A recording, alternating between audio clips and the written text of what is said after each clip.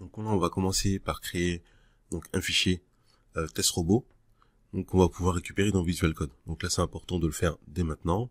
Donc ce que je vais faire, c'est que je vais aller dans le gestionnaire en fait des dossiers.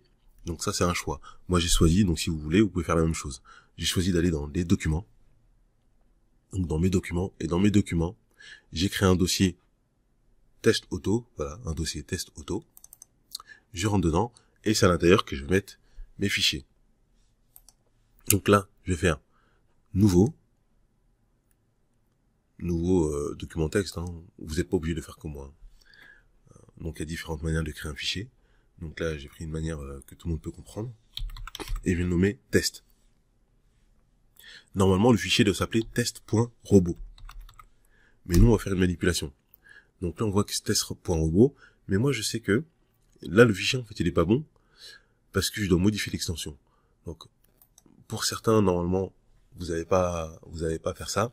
Donc moi, je vais devoir le faire. Afficher les extensions de nom de fichier.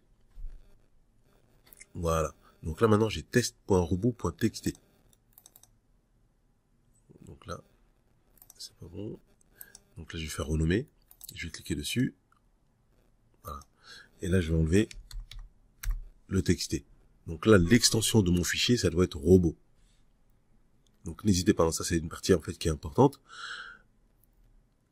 Donc on doit vraiment modifier en fait l'extension. Et parfois, la problématique, c'est que parfois les extensions en fait ne sont pas affichées. Donc qu'est-ce que j'ai fait? Afficher.